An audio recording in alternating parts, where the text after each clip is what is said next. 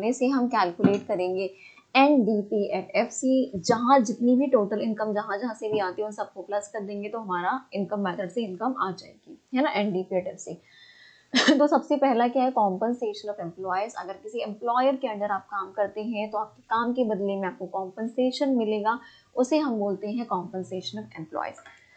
जो कॉम्पनसेशन है वो कैश में भी मिल सकता है और काइंड में भी मिल सकता है ना।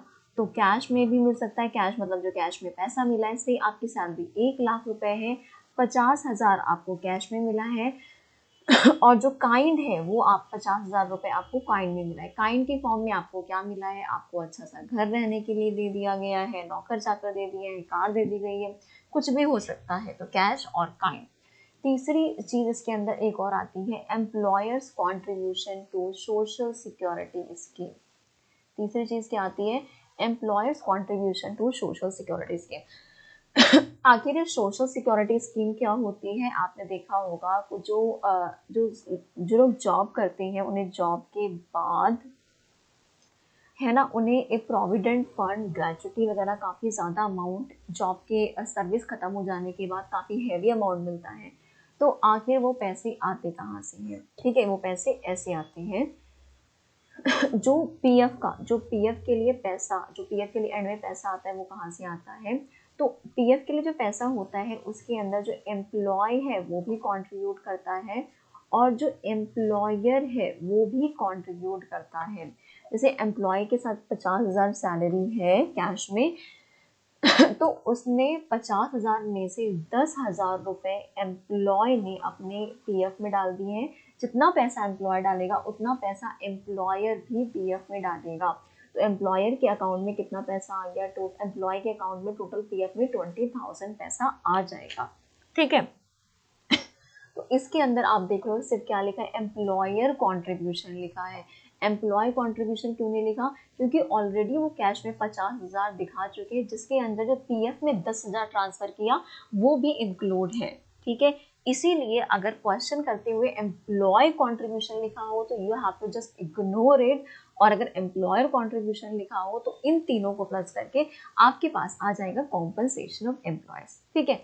अगला हमारे पास क्या है, रेंट एंड रॉयल्टी। रेंट क्या होता है, अगर आपने अपना मकान कोई किराए पे दिया है, आपके पास जो पैसा आ रहा है उसे हम क्या बोलते हैं, उसे हम रेंट बोलते हैं, ठीक है।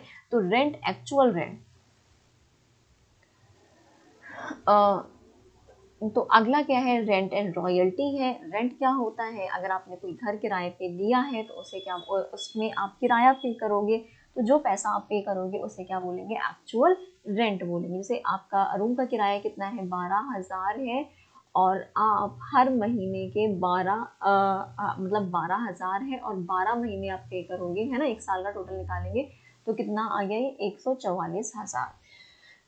अब इम्प्यूटेड रेंट क्या होता है, इम्प्यूटेड रेंट, अगर आपका अपना घर है तो गवर्नमेंट उसकी वैल्यूएशन कैसे करेगी, तो गवर्नमेंट क्या करेगी कि जिस एरिया में आप रहते हो, से आपका घर जो है वो 3 BHK का है, तो गवर्नमेंट चेक करेगी अगर उस एरिया में 3 BHK का घर कोई किराए पे लेता है तो उसकी क्या कीमत होगी। से गवर्नमेंट ने पता लगाया और पता चला कि उस एरिया में 3 BHK की कीमत 30,000 है इंटू 12, ठीक है।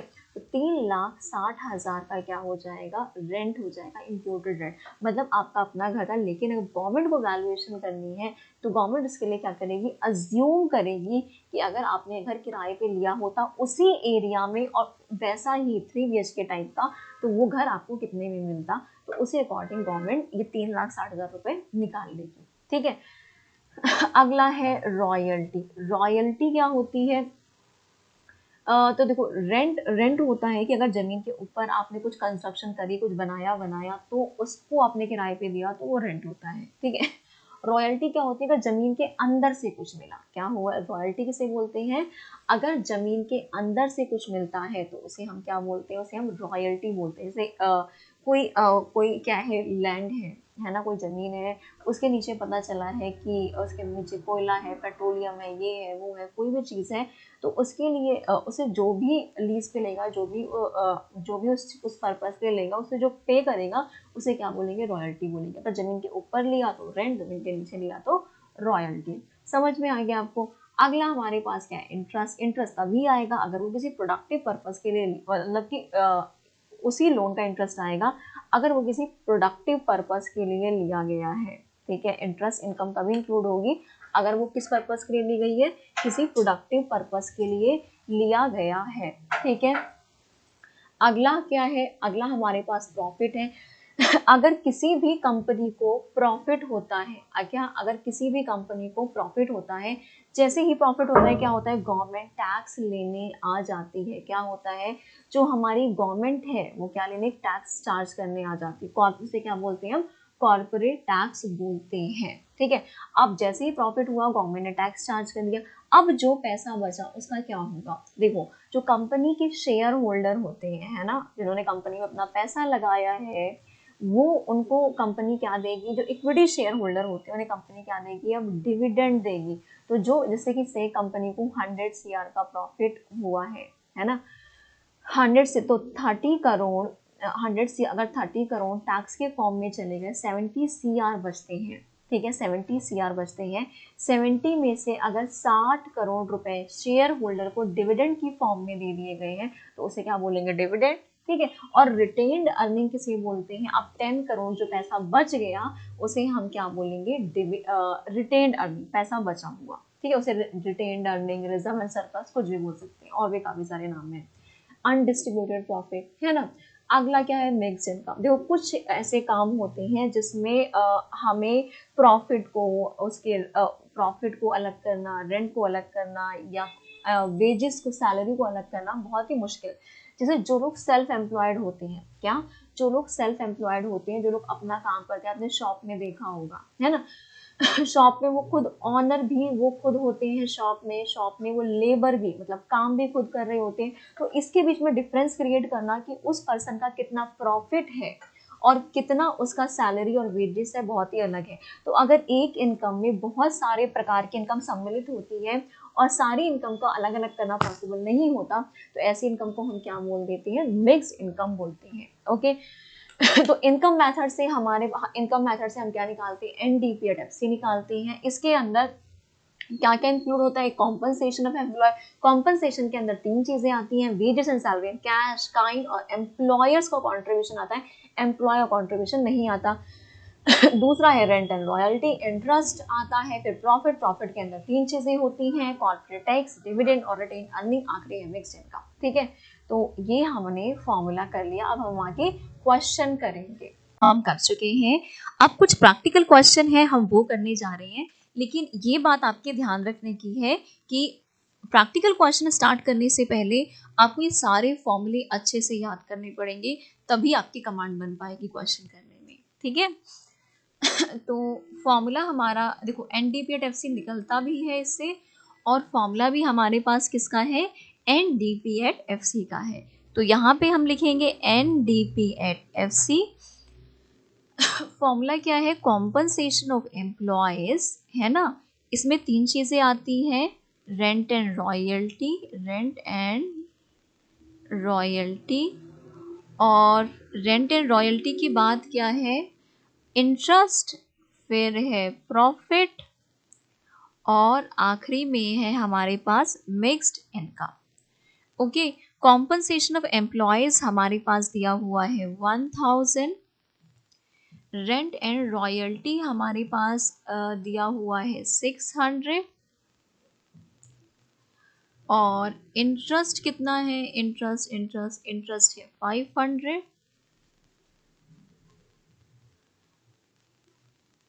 ठीक है, इन दोनों को प्लस करके एक साथ लिख लिया, रेंट एंड रॉयल्टी। प्रॉफिट कितना है, प्रॉफिट है, इंटरेस्ट है 500, प्रॉफिट भी 500 है, और मिक्स्ड इनकम है 1000। इन सबको प्लस करने से हमारे पास क्या आ जाएगा, NDPAT-FC।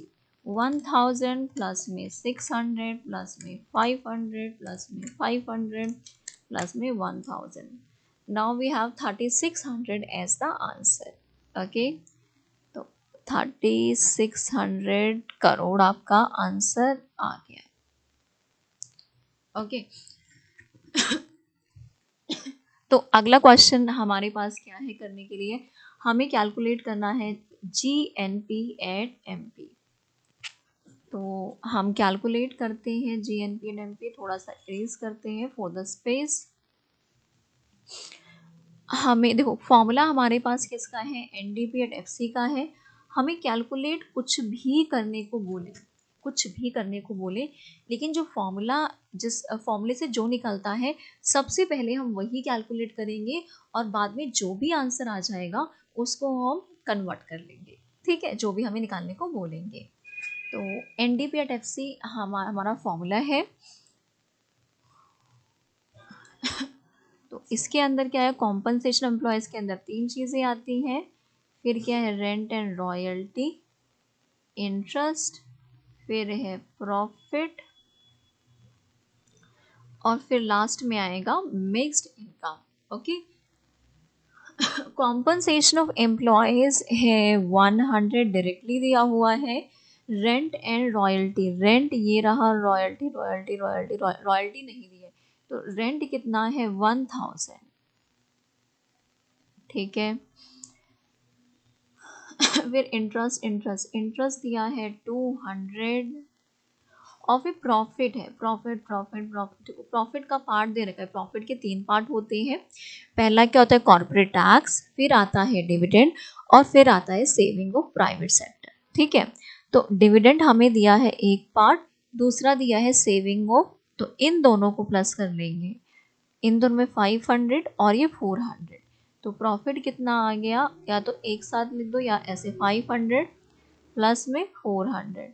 फिर है मिक्स्ड इनकम, मिक्स्ड इनकम कितनी है हमारे पास, मिक्स्ड इनकम है 200, ठीक है। तो हम देखते हैं 100 प्लस में 1000 प्लस में 200 प्लस में 500, ठीक है, प्लस में 400 प्लस में 200, ये हमारे पास कितना आ गया है 2400, 100,000, 200, 500, 400, 200, ठीक है।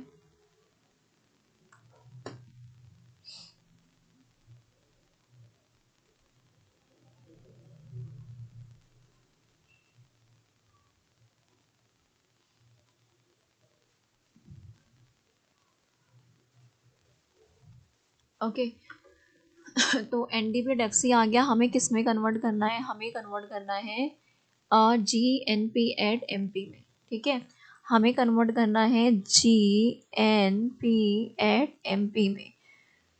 क्वेश्चन में हमें क्या हमें कैलकुलेट कर चुके हैं NDP एट FC, जो कैलकुलेट करना होता है उसे हम इस साइड दिखाएंगे, ठीक है। हमें ग्रॉस में जाना है, ग्रॉस में जाने के लिए हम क्या करेंगे, डेप्रिसिएशन प्लस कर देते हैं। डोमेस्टिक से क्या करना है, डोमेस्टिक से नेशनल में जाने के लिए, नेशनल बड़ा होता है, इसमें अब्रॉड की इनकम होती है, तो हम NFIA को प्लस कर देंगे, ठीक है। अगला FC से MP में जाने के लिए मार्केट प्राइस के अंदर टैक्स इंक्लूड होता है, तो हम क्या कर देंगे, NIT को प्लस कर देंगे। ओके, तो NDP एट FC हम कैलकुलेट कर चुके हैं। ओके, लिखा नहीं यहाँ पे, कितना है 2400 करो। तो NDP एट FC हमारे पास कितना आ गया है 2400 प्लस में डेप्रिसिएशन, डेप्रिसिएशन कितना है 400, NFIA कितना है माइनस में 20, और फिर नेट इनडायरेक्ट टैक्स। अब देखो नेट इनडायरेक्ट टैक्स भी हमें डायरेक्टली दिया हुआ है, राइट, तो हम कितना है 900 है। ओके, तो यहाँ पे हम 900 प्लस चेक करते हैं plus, and let's see answer क्या आता है। 2400 प्लस में 400 माइनस में 20 और प्लस में 900, and here we got the answer that is 3680 crore. Okay, तो ये हमने निकाल लिया GNP MP। आपको बस ये बात हमेशा ध्यान रखनी है कि कभी भी प्रैक्टिकल क्वेश्चन करने से पहले वो फॉर्मूले आपको याद हो बिना देखे। ओके, फॉर्मूले याद होंगे तो क्वेश्चन बहुत आसानी से सॉल्व हो जाएगा। Okay, let's do the next question.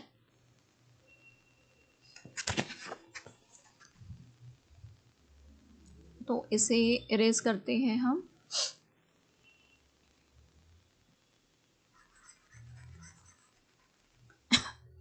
Question में क्या कैलकुलेट करने के लिए हमें बोला है वैल्यू ऑफ आउटपुट कैलकुलेट करो, ठीक है।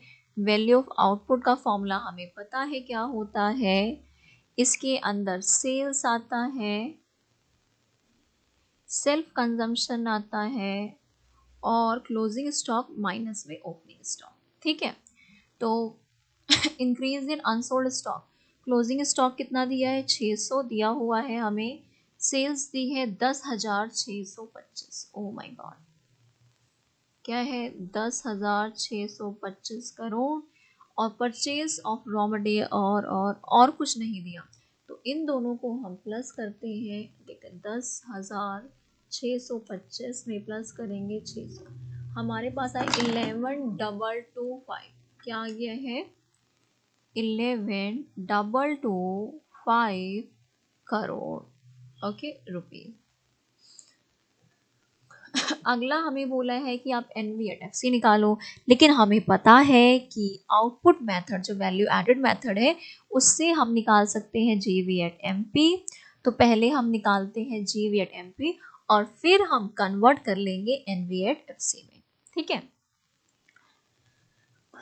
तो वैल्यू ऑफ आउटपुट माइनस में IC, आउटपुट कितना है हमारे पास, आउटपुट दिया हुआ है 11,225 जो हमने निकाल लिया, और इंटरमीडिएट कंजम्पशन कितना दिया है इन IC ये रॉ मटेरियल दिया हुआ है, और कुछ है नहीं, और कुछ नहीं है, सिर्फ कितना दिया है 2625 रॉ मटेरियल दिया है, ठीक है। तो हमारे पास कितना आ गया 11,225 माइनस में 2625 कितना आ गया 8600 करोड़, ठीक है 8600 करोड़, ओके। तो GVAT-MP आ गया हमारे पास।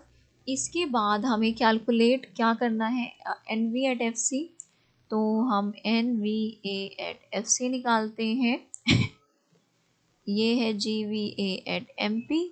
अगर हमें नेट में जाना है, नेट छोटा होता है और छोटे में जाने के लिए डेप्रिसिएशन माइनस करते हैं, ठीक है। MP से FC फैक्टर कॉस्ट में जाना है, फैक्टर कॉस्ट में जाने के लिए फैक्ट्री कॉस्ट में NIT टैक्स नहीं होता, NIT हम माइनस कर देंगे, एंड दैट इज इट। ये हो गया हमारे पास 8600, डेप्रिसिएशन हमारे पास 500 गिवन है, और फिर net indirect tax indirect tax subsidies दे रखा दोनों 1200 माइनस में 400,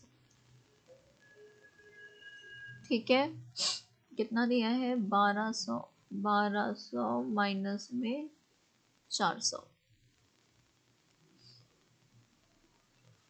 तो कितना आ गया 8600 को माइनस करेंगे 500 से, फिर माइनस करेंगे 800 से, and here we got the answer 73 crore, ठीक है।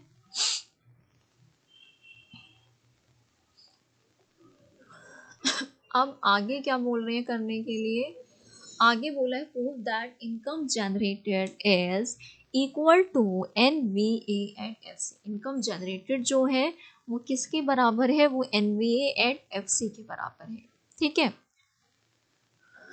तो इस क्वेश्चन में हमें क्या करना है, इनकम जनरेटेड मतलब होता है, देखो आप क्वेश्चन चाहे आउटपुट मेथड से करें, इनकम मेथड से करें, एक्सपेंडिचर मेथड से करें, आंसर सेम आएगा। तो वही इन्होंने बोला है कि आप प्रूव करके दिखाओ कि इनकम जनरेटेड मतलब NDP@FC बराबर है NV@FC के। देखो इसके V है इसलिए वैल्यू एडेड इसलिए V लगा है, वरना दोनों का मतलब सेम है, डोमेस्टिक ही होता है। NDP@FC और NVFC दोनों सेम है, तो हमने NV@FC निकाल लिया है। अब हम निकालने जा रहे हैं इनकम मेथड से NDP@FC, अगर सेम आ गया तो हम प्रूव कर देंगे, ठीक है।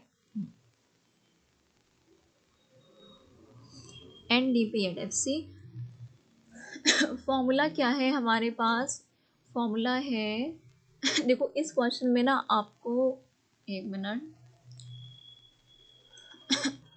ऑपरेटिंग सरप्लस दिया हुआ है ना, तो अगर ऑपरेटिंग सरप्लस दिया है तो हम ये rent and royalty, interest, profit इनको इग्नोर कर देंगे, ओके। तो ये इग्नोर हो जाएंगे, ये ऑपरेटिंग सरप्लस हो गया हमारे पास। अब आगे क्या है, सब्सिडी, ऑपरेटिंग सरप्लस है, कॉम्पनसेशन ऑफ एम्प्लॉयज़ के लिए वेजेस एंड सैलरीज दे रखा है, और मिक्स्ड इनकम चेक कर लेते हैं। ओके, मिक्स्ड इनकम भी दी है, तो इन तीनों को हम प्लस कर देंगे, ठीक है।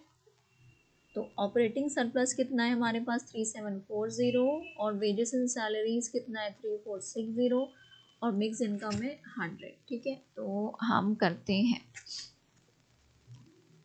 ऑपरेटिंग सरप्लस हमारे पास कितना है 3740, और ऑपरेटिंग सरप्लस का है wages and salaries, compensation of employees कितना है 3460, आप लोग फॉर्मूला लिख लेना, और मिक्स इनकम है 100। से सॉल्व करते हैं, 3740 प्लस में 3460 प्लस में 100 आ गया, देखो इक्वल आ गया ना भाई, यस बराबर आ गया, मतलब आपने सही क्वेश्चन किया है, ठीक है।